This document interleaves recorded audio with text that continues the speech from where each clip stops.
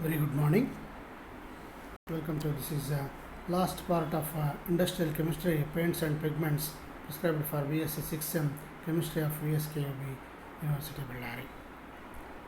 In paints and pigments, very small chapter it is, and we have to discuss about the definition of pigments, paints, and constituents of paints, formulation of paints, manufacture of white lead using Dutch process, and its uses there. Only small chapter it is, paints and pigments.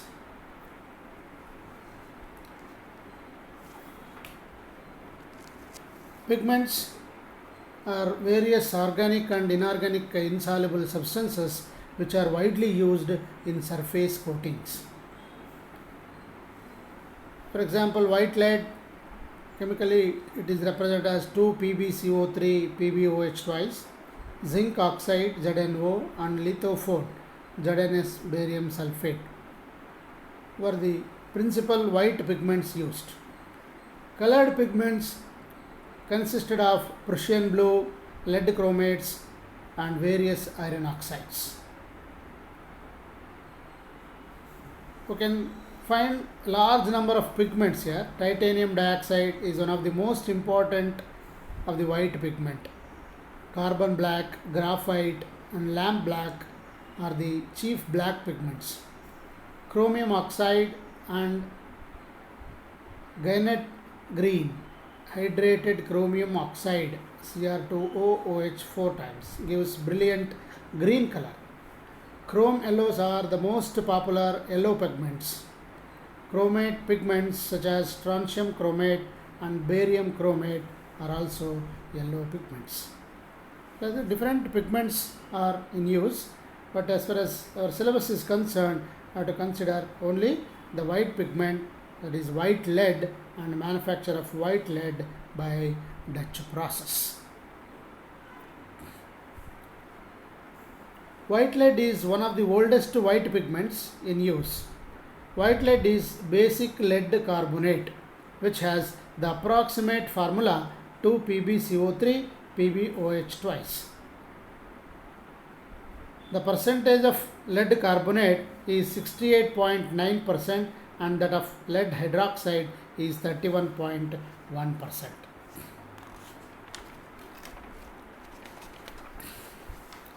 And it is soluble in alkali, and paints made from white lead are very easily applied and have a high covering power.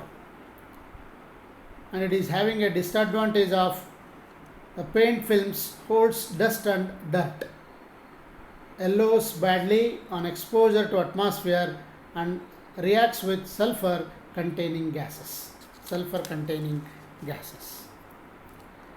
Next is manufacture.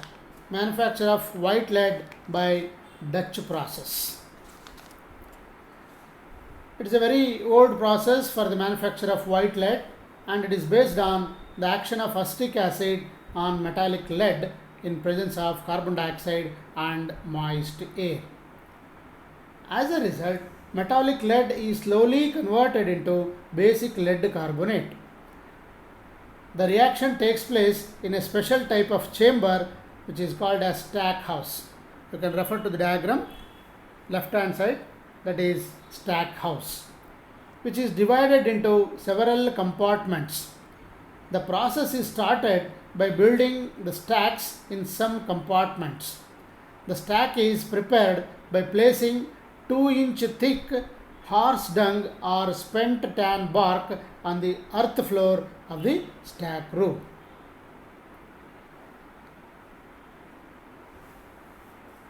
And the pots are at the right hand side. We have represented a single pot there, wherein which up to 3/4 volume dilute acetic acid has been filled, and on the surface we have lead metal buckles there, perforated lead blocks, and those are called as buckles. At the right hand side figure you can refer to that lead blocks which has been kept in the pots there, where dilute acetic acid has been maintained. The pots are arranged one above the other with alternative layers of horse dung or spent tan bark until the stack room becomes completely filled with layers of rows of pots placed one upon the other.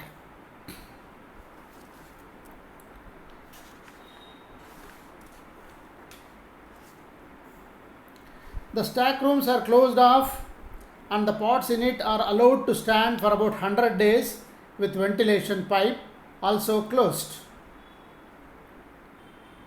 As a result of the fermentation of tan bark, a large amount of carbon dioxide is liberated with the formation of considerable amount of heat.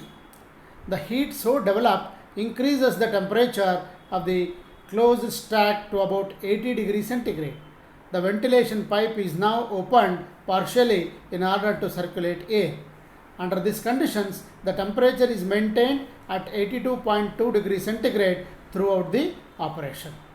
At 82.2 degrees centigrade, acetic acid solution undergoes vaporization into vapor of acetic acid and water vapor. Lead is converted into lead hydroxide by the oxygen of the air in the presence of moisture.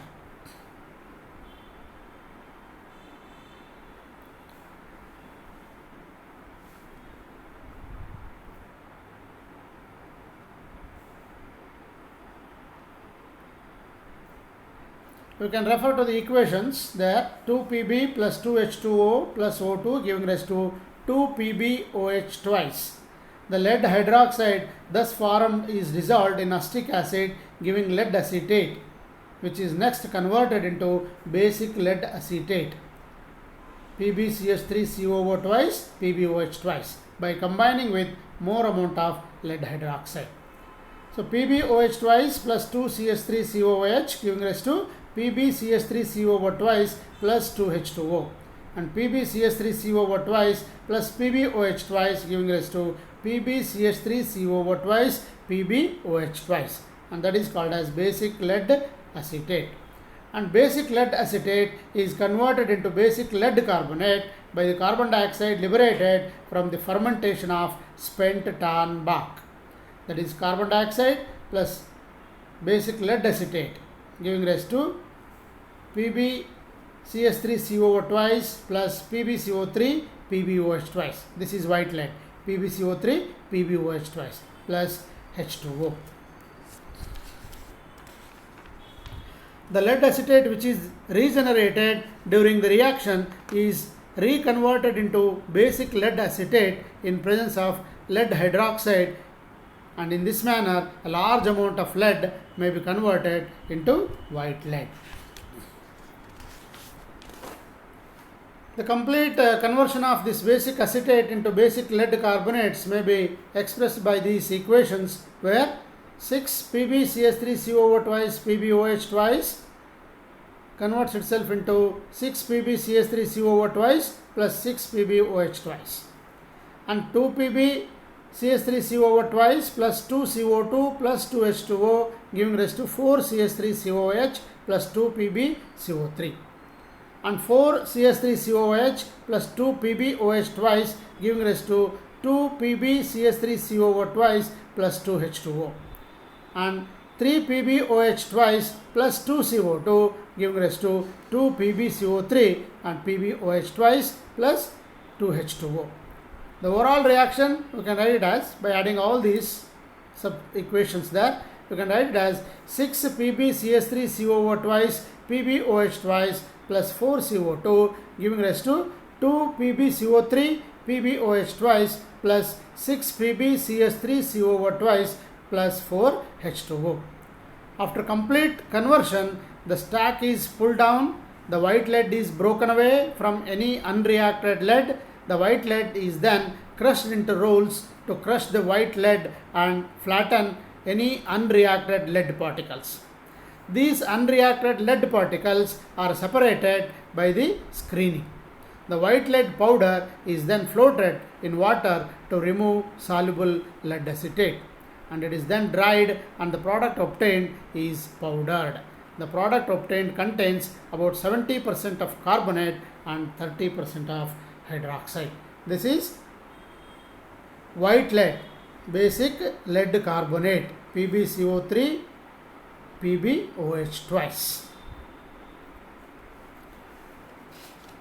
Next is paints.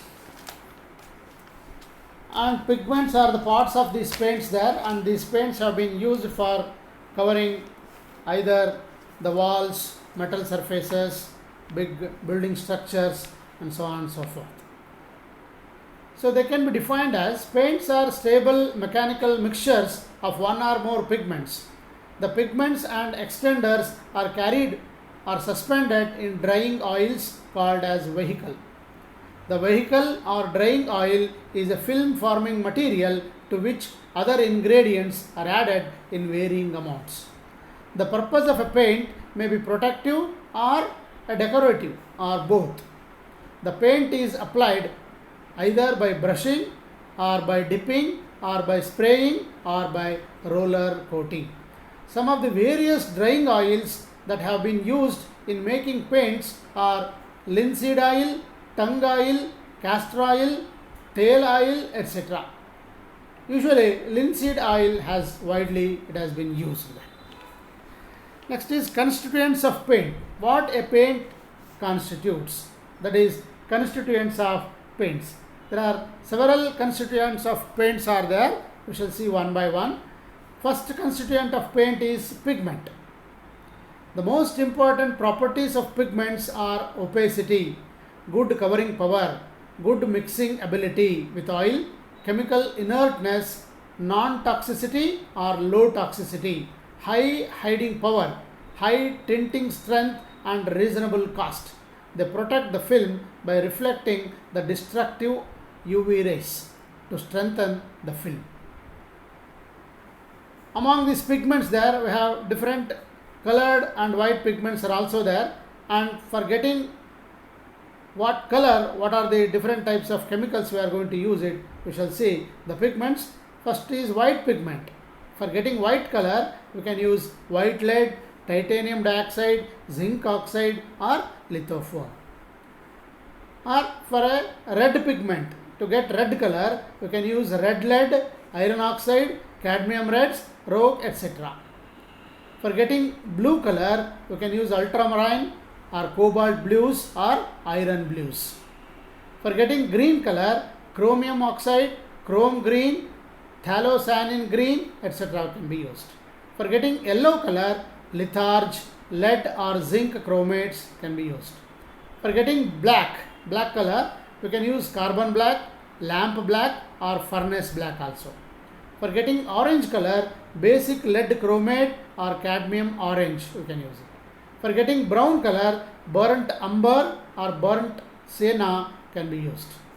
For getting metallic colors, especially for this car surfaces there, metallic bodies, metallic colors have been used where we are using copper powder, zinc dust and aluminium. For metal protective pigments can also be used by using red lead, blue lead, zinc and basic lead. In addition to these pigments, some toners are also added. These toners are nothing but they are insoluble in organic dyes and also used directly as pigments because of their durability and coloring powers. Lakes, which are organic dyes and an inorganic adsorbent, have also been used in many colors there.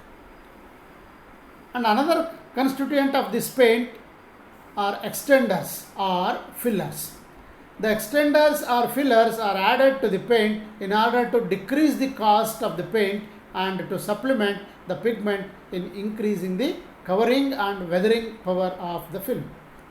Extenders improve consistency, leveling and setting of the paint. The various extenders used are talc, china clay, gypsum, silica, barite, glass flakes, asbestos and anhydrates. Third constituent of paints are film forming materials, are they called as vehicles. The vehicle or film forming materials serve as a dual purpose in the surface coating formulations. They act as carriers for the pigments and as formers of the protective films. We can use linseed oil, soybean oil, tung oil, talc oil, castor oil, varnishes, fish oil, etc. They can be used as vehicles or drying oils. And these oils form a protective film through oxidation and polymerization of the unsaturated constituents of the drying oil. The next constituent of the paint is dryers. Certain dryers have also been used in the paint in order to accelerate the drying of the film through oxidation or polymerization. The dryer acts as a catalyst and promotes the oxidation polymerization process. Formerly, lead oxide was used as a dryer, but the modern dryers are carbon monoxide, manganese, lead, zinc, etc. Another constituents of these paints are thinners or dilutants. Thinner is also added to the paint in order to dissolve film forming material.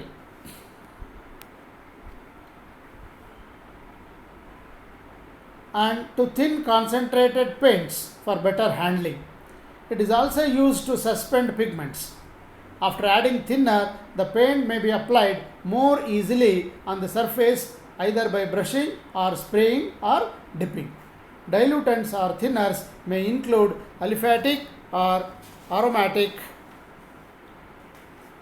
naphtha fractions, or many they are containing turpentine also.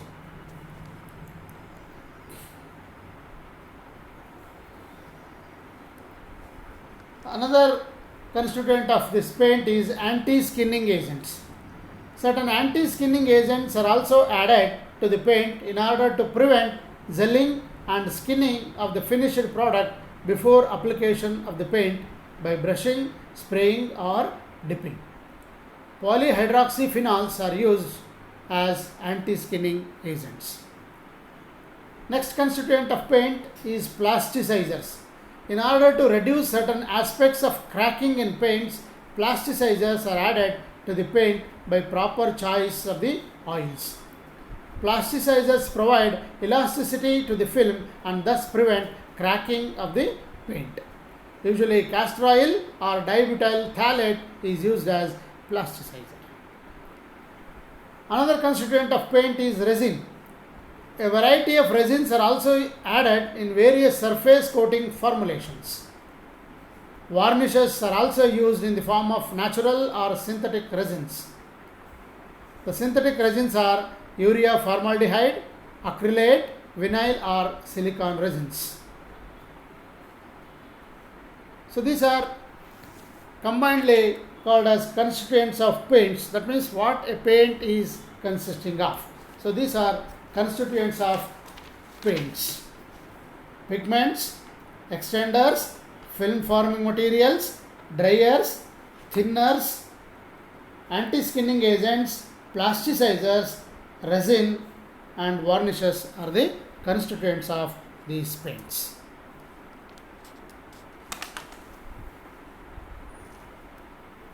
This paint failure and emulsion paint will be asked for the definition. In that case there, a progressive chalking or powdering of the paint film is called as chalking and is caused by the destructive oxidation of the oil after drying of the paint on the surface. Because of the poor attachment of the paint on the surface to be coated, it is called as flaking or peeling and caused by the presence of dirt or grease on the surface or water entering from the below the paint. If the center portion remains attached to the surface and the portion around the center peels off, a term alligatoring is employed. Fine surface cracking is called as checking and is due to the absence of plasticizers in the paint. That's how paint failures you can observe it because of these reasons. And another important category is there in that paints, that is emulsion paints. In emulsion paints, the vehicle or surface forming material is an emulsion of binder in water. So liquid dispersed in liquid, we call it as an emulsion there. The binder may be oil, varnish or other emulsifiable binder. These emulsion paints can be applied on the surface of metal or wood very easily and they are quick drying, low odor, more durable and more impermeable to dust and dirt. That's how these emulsion paints are widely used for longer duration. Last unit in this paints is formulation of paints. That means how can you formulate the paint constitution depending upon the end use. For what purpose the paint is going to apply it, on that basis you can formulate this solvent borne paints there.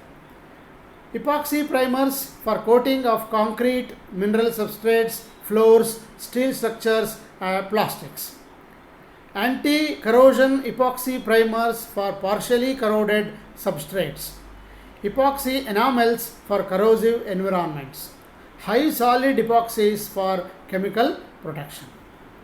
Like that, you can formulate waterborne epoxy paints as waterborne epoxies with long pot life for mineral substrates, metallic structures, plastics, woods, etc. Epoxy primers and top coats with high chemical resistance. Third type of formulation of paints based on alkyd, polyester and polyurethane resins. Formulation of industrial and decorative paints. Formulation of primers, putties, filters, top coats, lacquers, tinted lacquers and glazing, custom designed paints. Paints for steel, light metals, concrete, wood, fiber boards, plastics, structures and building blocks, furniture, floorings and swimming pools. Paints approved for contact with foods and drinking water. 1K solvent borne paints, air drying and baking types. Water-borne paints like acrylic, styrene and acrylic and polyurethane dispersions, and 2K solvent borne paints, polyurethanes, epoxies and water-borne paints like polyurethanes and epoxies. And the formulation of water-borne acrylic paints includes decorative and industrial paints for wood, metals, concrete, etc. And some architectural paints are also included in this formulation. And the formulation of polyurethane paints includes industrial applications and automotive applications for car, vehicle painting and so on and so forth. We can use it for polyurethane paints there. So this is a brief concept of paints and pigments, very small chapter included in that industrial chemistry part of 6.1 paper, inorganic part of BSc 6M. Thank you very much.